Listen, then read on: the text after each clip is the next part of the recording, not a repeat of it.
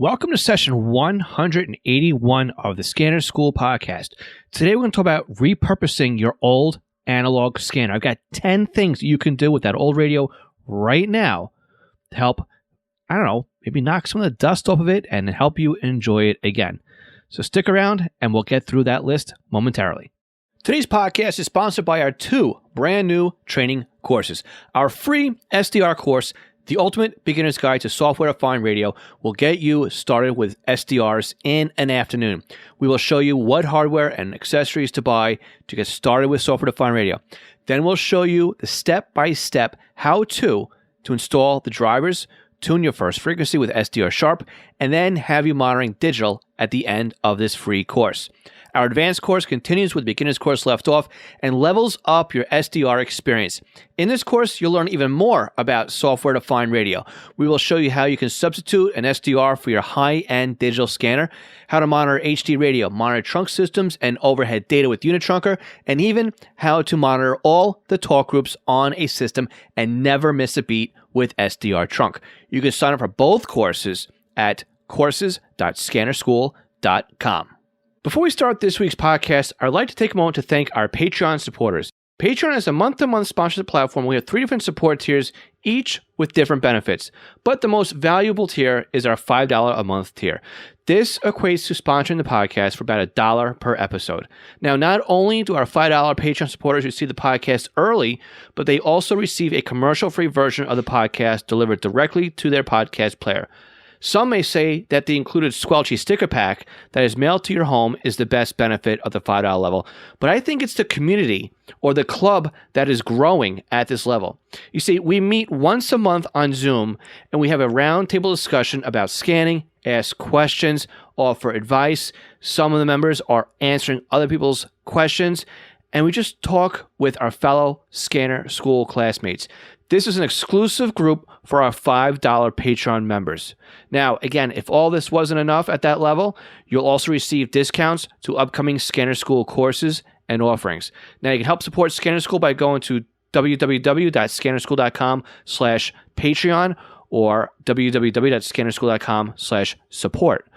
Now, I'd like to thank all of our Patreon supporters at all levels, and they are Bill K., Brian King, Buzz Gold, Chris Paris, Craig Harper, Dan, Dave Pasco, David C., Denny Crotty, Ed Walsh, Eddie K., Edward Bramlett, Evan Barkak, Glenn Wright, Greg Johnson, Guy Lee, Jay Haycock, James Broxson, James Felling, James Peruta, Jeff Block, Jeff Chapman, Jenny Taylor, Jim B., Jim Heinrich, John Keel, John Goldenberg, Ken Newberry, Kenneth Fowler, Kevin Zwicky, Lenny Bauer, Les Stevenson, Lynn Smith, Mark Beebe, Mason Kramer, Michael Kroger, Paul Teal, Raymond Hill, Robert Kanzler, Ronnie Black, Saad Marandola, Signals Everywhere, Tim Mazza, Todd Glendy, Tom Barrick, and William R. Cant. Now let's start the podcast. Welcome to The Scanner School, a podcast dedicated to the scanner radio hobby. Class is about to begin.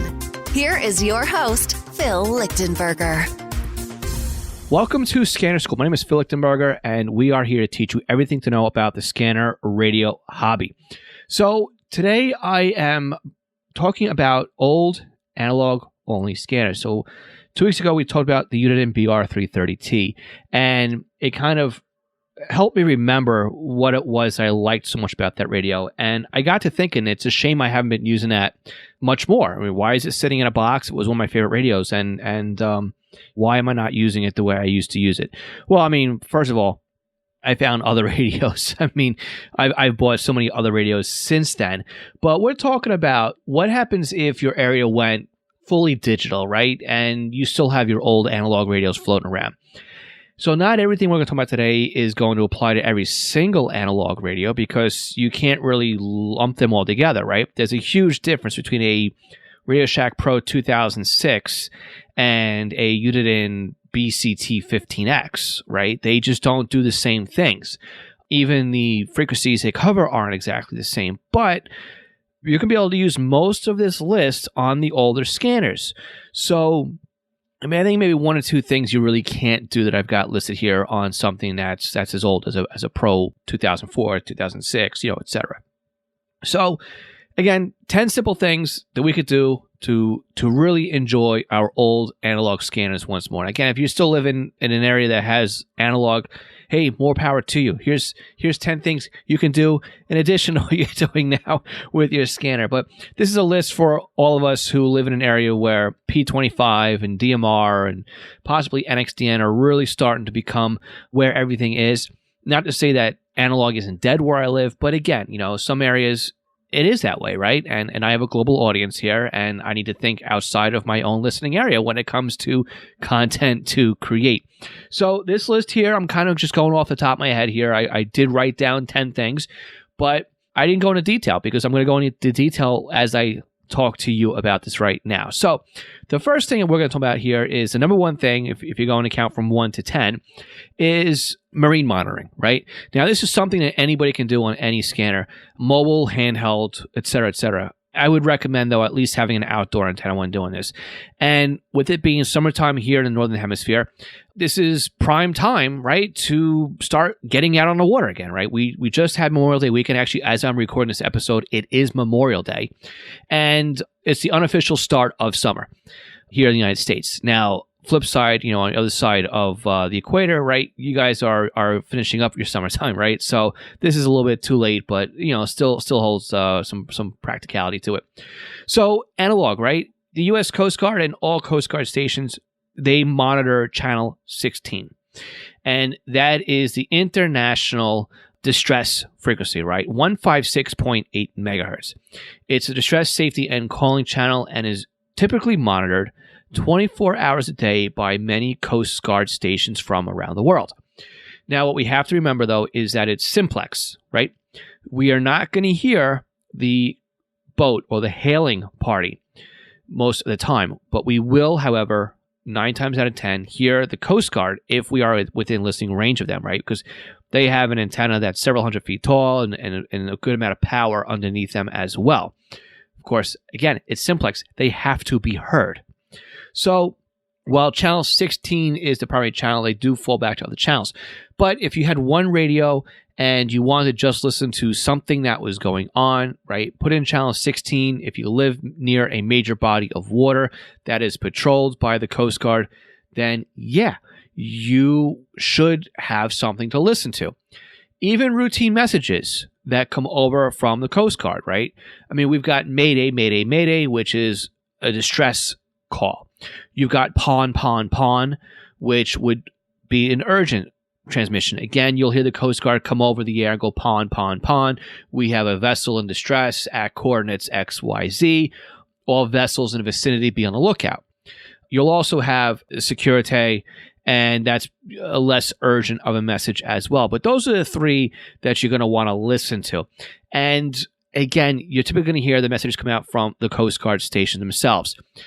So that's one thing that you may want to listen to, right? Again, marine is also great too, because if you do live near fishing channels or stuff like that, you may hear boats talk.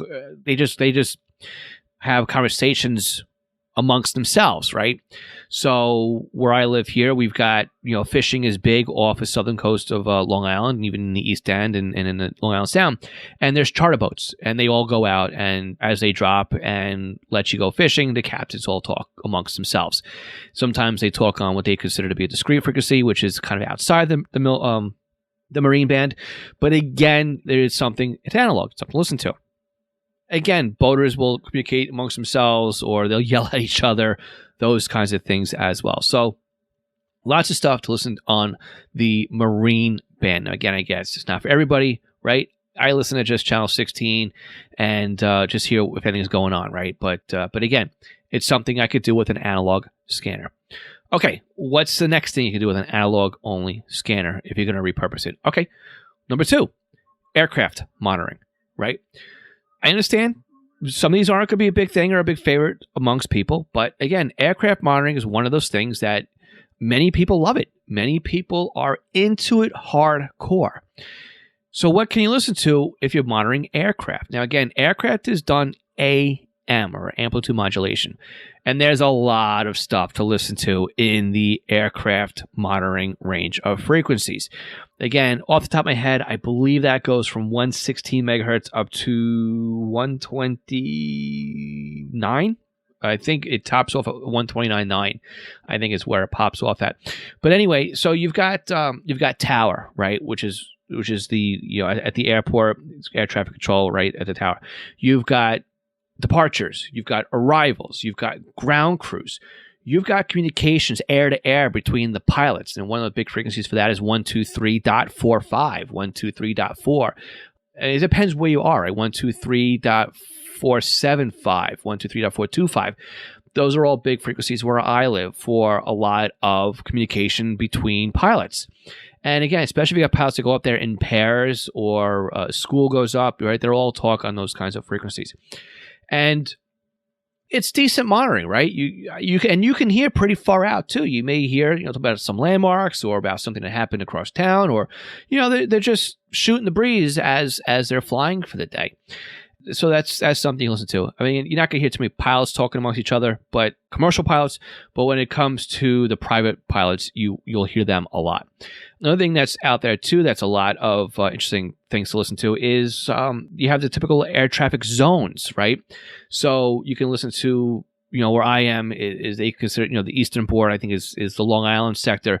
But we got you got New York, you got Boston, right? You got all these major hubs where you've got transmitters, and these are all different zones, and it depends on how high the flight is, right? Above a certain amount of thousands of feet, below certain thousand feet, is the different frequencies and the different routes and the different regions that they would be in. So even late at night, I mean, if it's quiet out and it's not much on the radio, I'll tune in to listen to those kinds of things. And they go by very quick, right? It's a lightning fast type of thing, but it's something different to listen to, and you have to really learn the lingo. It's not something you're going to pick up right away. It's a lot of words, a lot of initials, a lot of numbers.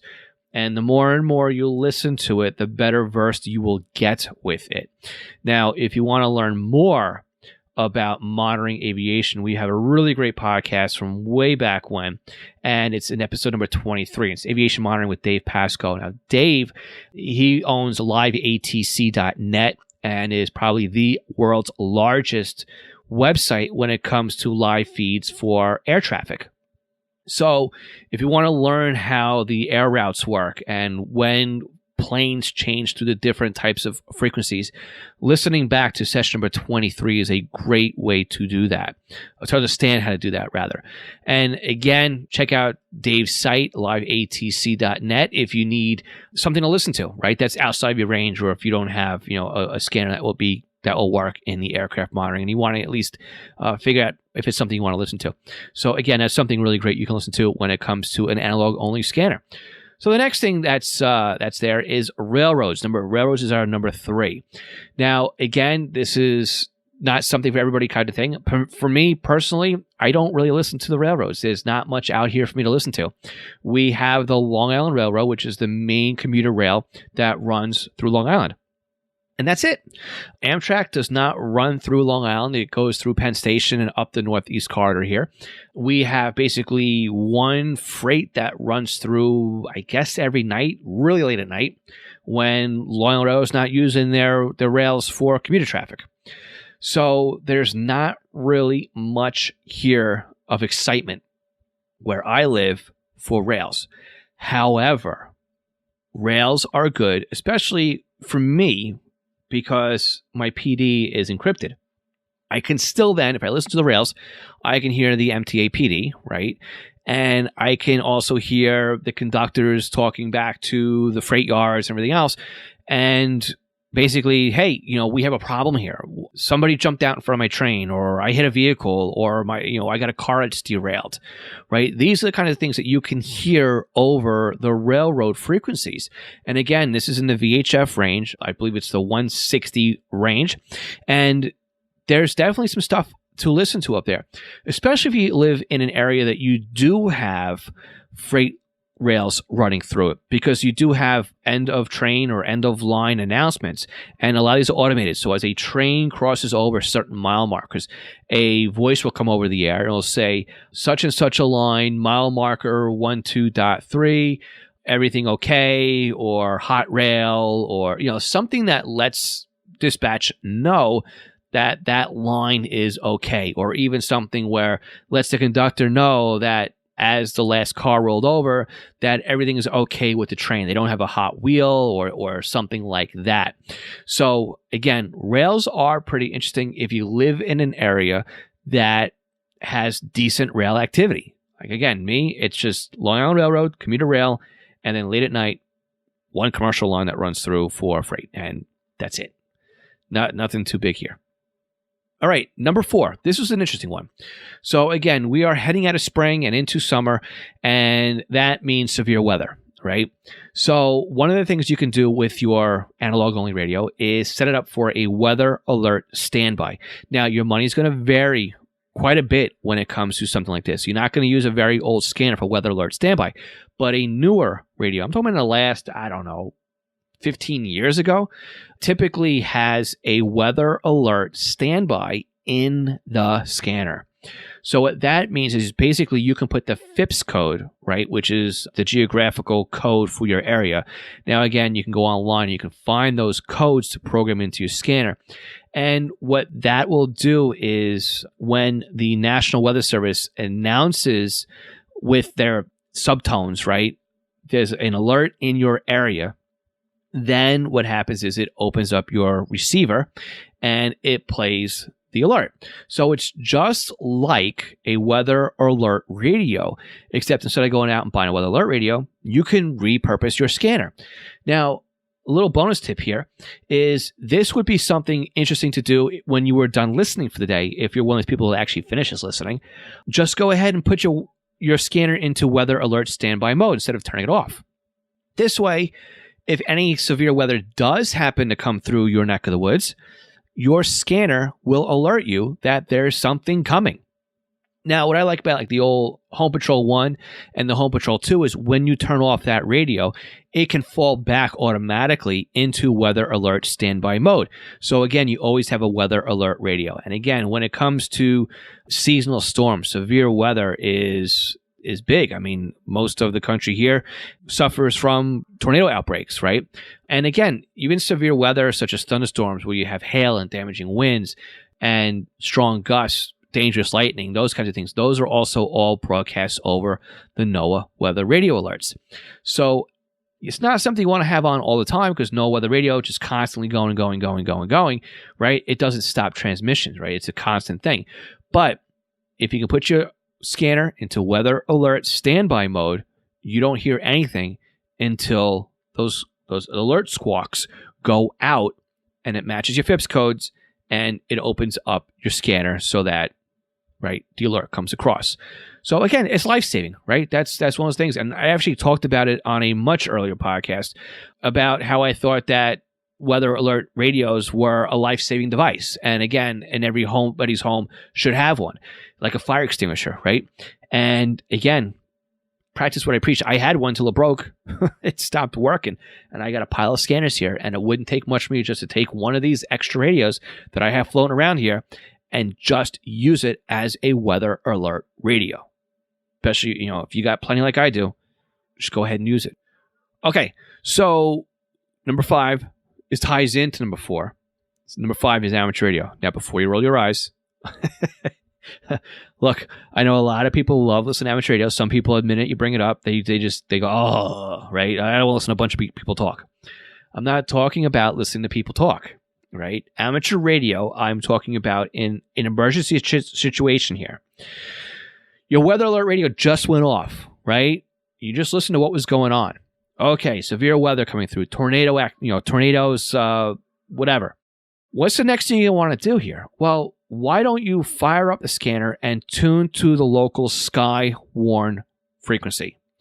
SKYWARN is basically a bunch of trained volunteers who know what to look for when it comes to severe weather, and then they report in that weather activity. Now, they can do it via phone number, or there's also, I believe, an email address and a web chat for the National Weather Service. But when it comes to amateur radio, what usually happens is you'll get a bunch of people who go out and they spot what's going on. They'll relay it back to a net control, and then the net control is feeding information. And sometimes you'll actually have somebody else running in parallel of net control who will call up periodically to this weather service and say, okay, we have reports of hail of pea size in this town. We have reports of downed trees in such and such a town. We have reports of flash flooding in this vicinity, right? So the net control is taking all the information, and then somebody else is relaying that information also to the National Weather Service. Wouldn't it be great to hear that live as it happens, right? Instead of catching it on the news. No, this is real time. And you can sometimes track the storm town by town if you're listening to SKYWARN, because you'll hear, okay, we have hail here in this town, and then the next town will say, okay, we've got hail here now, and the first town reported in might say, all clear, right? And you can see just how fast the storm rolls through.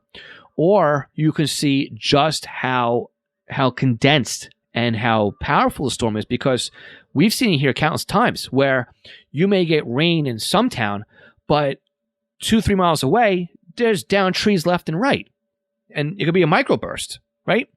So that's where SKYWARN really can help you understand what is going on in your neck of the woods. I say a lot, don't I? Neck of the woods. Anyway, so it ties into the weather. So again, it's all done analog, usually VHF, UHF, in the amateur radio bands. And if things really do hit the fan, say you've got a natural disaster and they have to activate ARES or RACES, then you start getting the coordination. Amateur radio operators will then volunteer their time and their own hardware and resources to staff and man certain evacuation facilities, such as Red Cross shelters, fire departments, and stuff like that. They'll actually work as communication liaisons as well. So knowing the SKYWARN frequencies and the frequencies for ARES and RACES are beneficial when it comes to having an analog scanner. Now, not to leave anybody out here, but also on the GMRS side as well, there is REACT, and they've got a pretty well-established group as well. And again, GMRS operates in the UHF band here in the States. But again, we're talking global, right? We're talking all over the place. So SKYWARN, I'm sure there's other types of SKYWARN and ARES RACES facilities globally that also operate on amateur radio. So on the other side of this break, we're going to cover the last 5 things on my list here. And don't forget, if you're a Patreon supporter at the $3 or $5 level, this break is not for you. You don't hear this. All right, we'll catch you on the other side of the break. Did you know there are ways to help support the Scanner School podcast that doesn't take any time or any extra money on your part? If you go to scannerschool.com/support, you will find we have several ways that you can continue to do your online shopping and help support us. We have links to Amazon. If you click on our link before you go to Amazon, anything you buy from there will help support Scanner School. Now, if you're in the market for a brand new scanner, an antenna, other accessories, we have links to Scanner Master, where you can not only purchase a scanner and accessories, but you can also get your radio programmed. And by clicking on our link before you buy, you are helping to support the podcast. Now, if you're in the market for software, we have links to Butel. And if you want something new to you, we also have links to eBay. Again, just go to scannerschool.com/support before you make your purchases, and you are helping to support Scanner School at no additional cost to you. This session of Scanner School is sponsored by East Coast Pagers. Now, East Coast Pagers is one of my online companies, and we are a Unication, Apollo, and Swiss phone dealers serving the North American market. Now, if you're looking for a personal use pager or one for your department, we can get you a quote at the very best prices. So why does a company like East Coast Pagers support Scanner School? I think that every scanner radio user should at least put one pager in their collection of radios. The reason why is very simple. It frees up your scanner to just do scanning, and then you have one radio that's dedicated to your local fire activity. Now, with a pager, you can have voice storage. You can do tone outs. You can keep it silent. You can go back the next day and listen to what you've missed overnight. It's more than you can do with an out-of-the-box scanner. And with today's pagers having multiple frequencies and even having multiple channels in a scan list, like the Unication G1 can do 8 channels in a scan list. It has 64 memory channels, and out of the box, it comes with 11 minutes of stored voice and a desktop charger. The G2s to G5s, they do P25 Phase 1 and Phase 2 in simulcast environments with stored voice, paging on conventional NP25.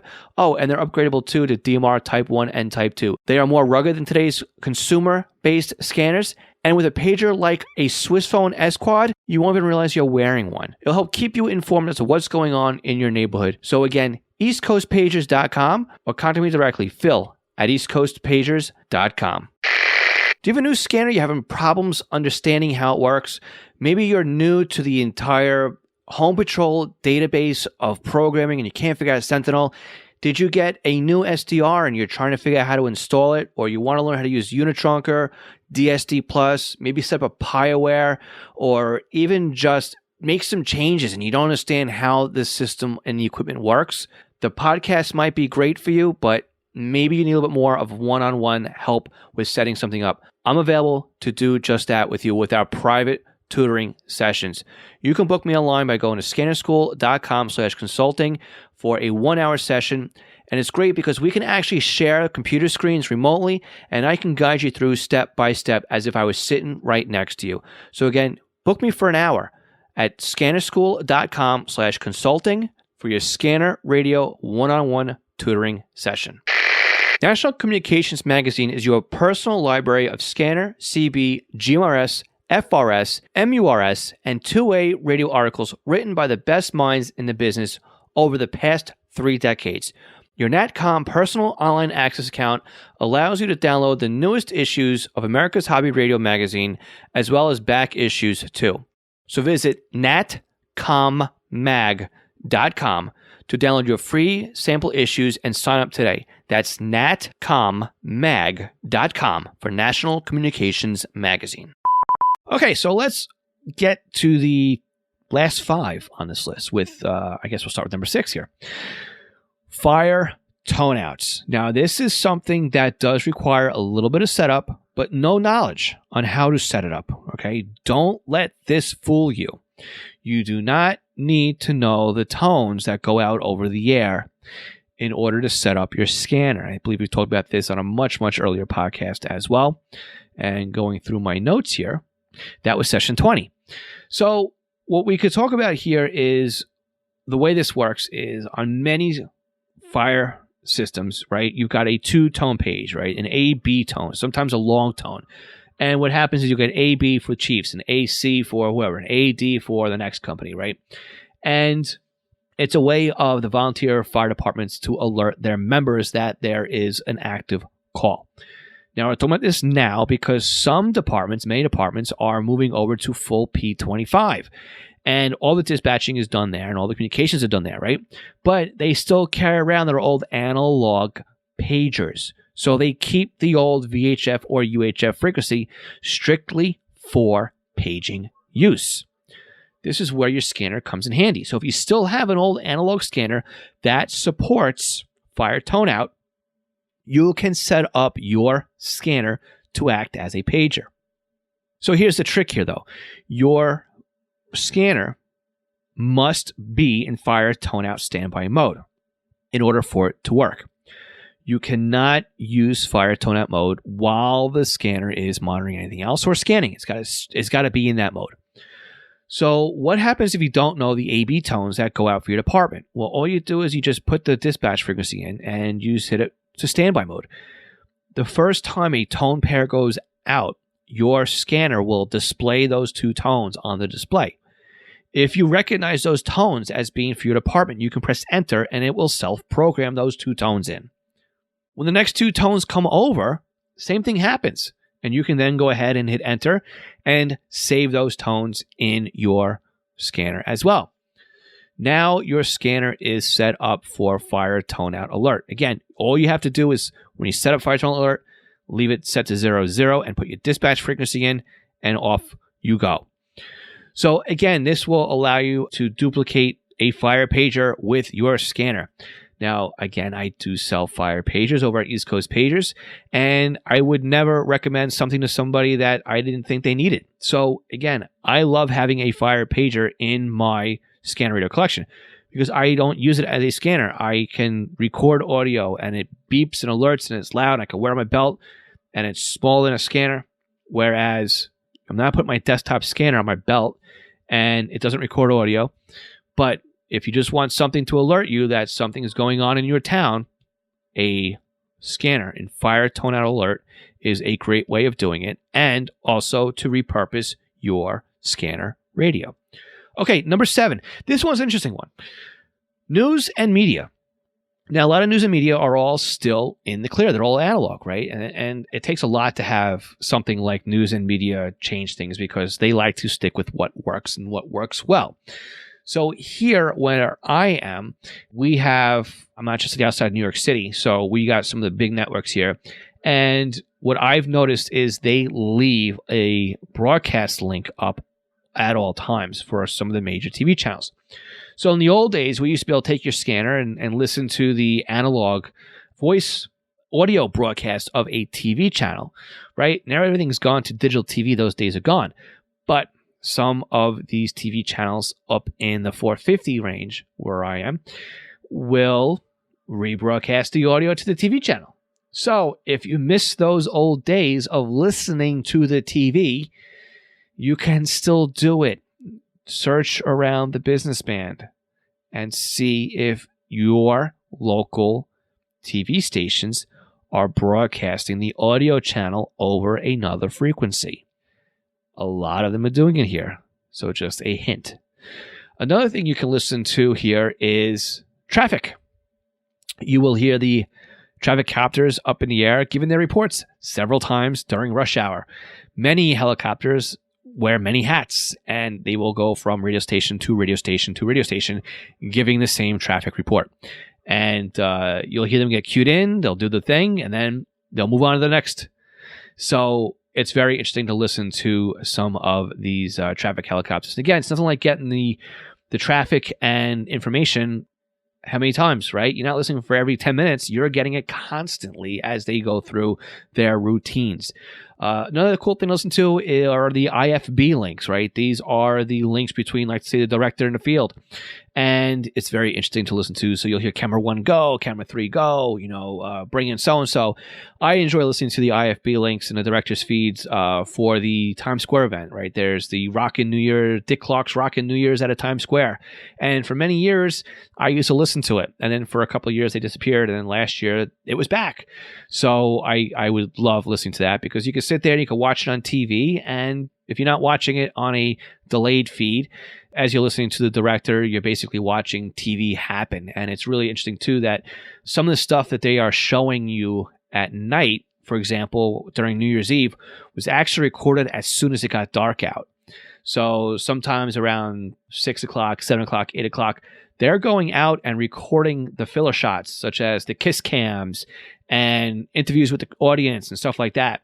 They're not doing that at night when it's 11 o'clock, 11:30. No, that's all pre-roll. That's all just rolled in there, and they're really not doing much if you actually listen to the director's feeds on major events like that. Now, again, getting into it as well, you've got, when you have sports and stuff like that, you may be able to listen to some of the things like that as well when it comes to it. I have a coworker of mine who was not too far out from the Meadowlands, where there was the Meadowlands Stadium way back in the day, and the Jets and Giants would play out there, and he'd be able to listen to all the stuff all day long on Sundays.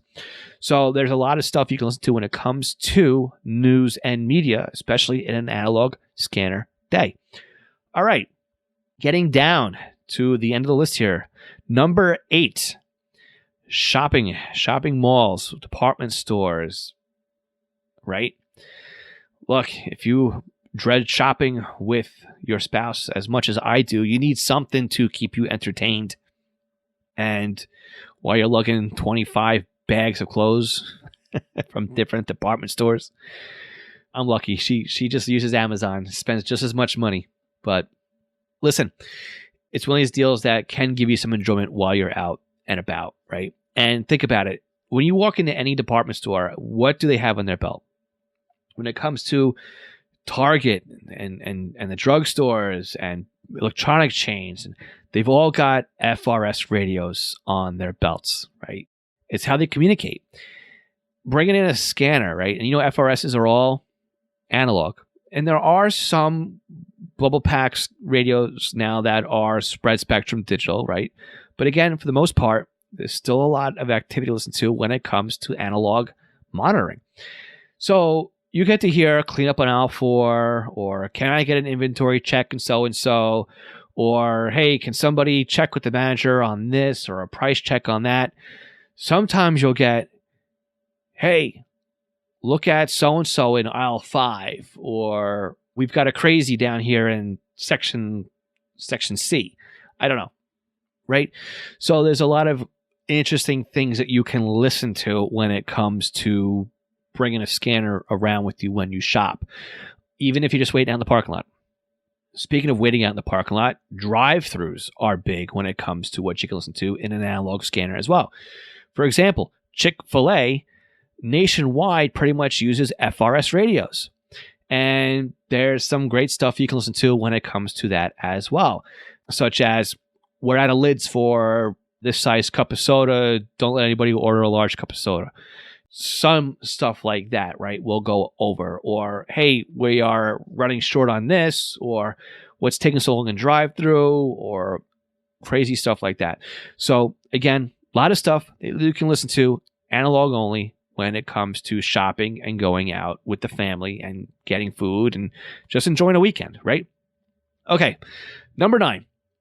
I've said time and time again, the secrets are in the searches.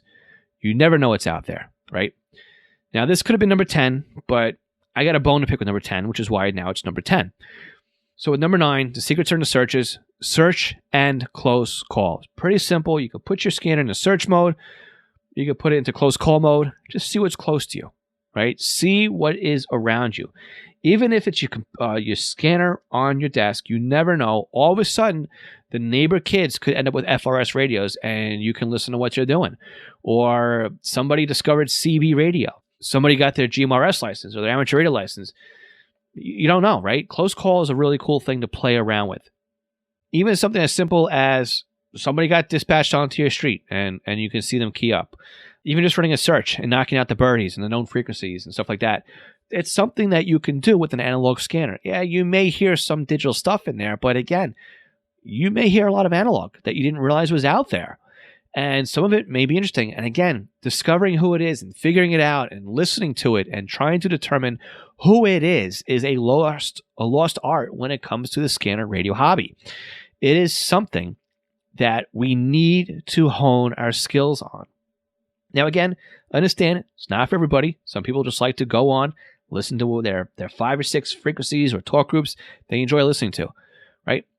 We're talking about something that can be done with an analog scanner to kind of dust it off and get you using again, to keep it warm, right?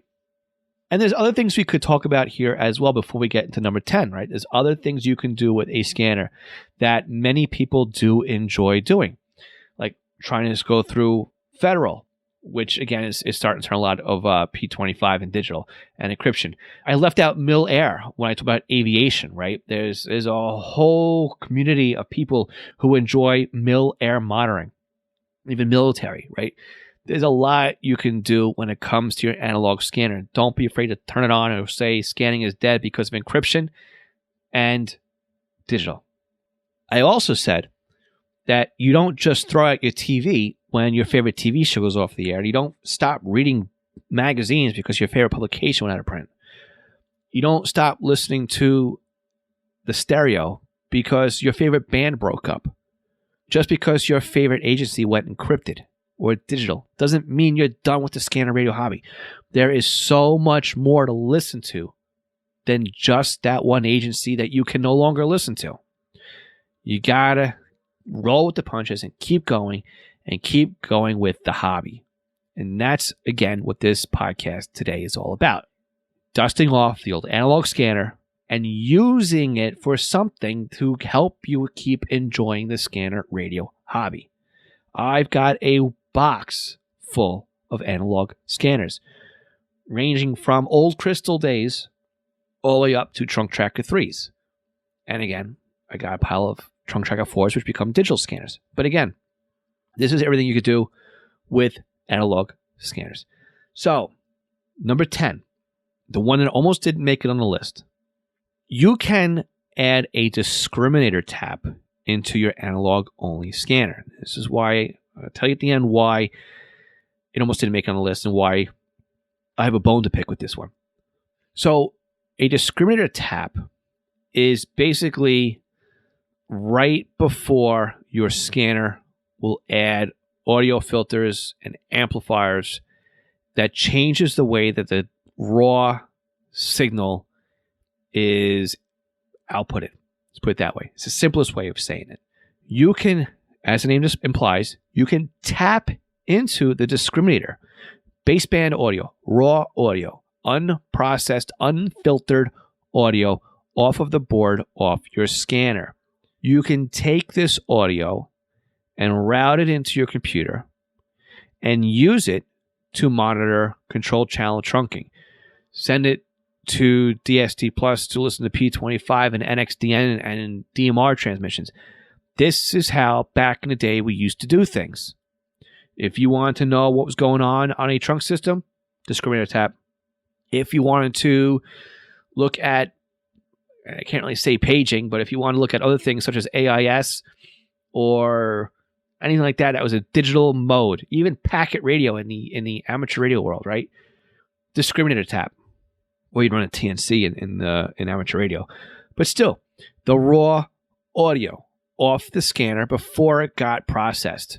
There's a whole pile of magic you could do with that audio tap. So if it's something you still want to do, you can still do it. You can still tap your scanner and run it into software instead of going out and buying software-defined radios. Heck, if you've got the skills and you've got a box full of parts and you have old scanners, you can save yourself the money and not buy software-defined radios, learn how everything works, run it through your sound card, and then just run the end result software. Like I said, we used to do this almost on every radio we owned back in the day. And a great website to find out how to tap your scanner is actually called discriminator.nl. Now, you may have to go to the bottom of the screen and change the language, but the information is all there. Sometimes it's just a pad on the board. Other times you actually have to tap into a leg on the IC. So it's not super easy depending on the radio you have, and it's not super difficult either, also depending on the radio you have. But today, with the birth of software-defined radios, it is a whole lot easier just to do everything with a software-defined radio. This is why I have a bone to pick with number 10. It's a great way of repurposing an analog scanner, but on the other hand, I feel at this day and age, this is where software-defined radio is making discriminator tapping obsolete. It's a fun part of the hobby, but it's not really something we have to do anymore. So if you like to tinker, if you have old radios, if you've got time, if you have a drunk drawer full of everything you already need, you have an afternoon, tap some radios. It's fun. It's very interesting to see, hey, I turned this radio into something different. However, if you just want to get it done and you want to look at software-defined radios, I plugged it at the beginning of the podcast. I'm going to plug it now. We have a free course at courses.scannerschool.com where you can learn how to set up a software-defined radio. Find out if they're even for you. We'll get you up and running in an afternoon. And then if you want to continue, we have a paid course that continues where you've left off. Again, everything's over at courses.scannerschool.com. So there you have it. There's 10 ways you can repurpose your old analog scanner. How do we do? Let me know. Do you have any other suggestions that you can use with a analog only scanner? Let me know. Go to scannerschool.com/session181 and leave me a comment. You can go on to our Instagram account, Facebook, or even follow us over on Twitter and let me know what you think about today's podcast and give me suggestions that you may have on what you can do with an analog only scanner. And maybe if we have 10 more things, we can come up with another podcast. I'm actually surprised this one is as long as it's going. I thought it'd be a lot quicker of a podcast episode than this. So again, the purpose of Scanner School is to teach everybody we can about the scanner radio hobby. I can't do it without your help. So please share the podcast with somebody that you know right now who is struggling because they have digital in their area and they're discouraged by it and are ready to take the analog-only scanner and put it in a box and forget about it. Share this podcast with them. Let them know there's 10 things that they can do right now with their analog-only scanner to help them enjoy it for many more years to come. Please subscribe to our podcast. Please subscribe to our YouTube channel if you're watching this over on YouTube. And also don't forget to sign up for our weekly newsletter over at scannerschool.com. I want to thank all our Patreon supporters. You can help support us by going to scannerschool.com/support. My name is Phil Lichtenberger, and this is Scanner School. We teach you everything you know about the scanner radio hobby. We'll catch you all again next week, 73.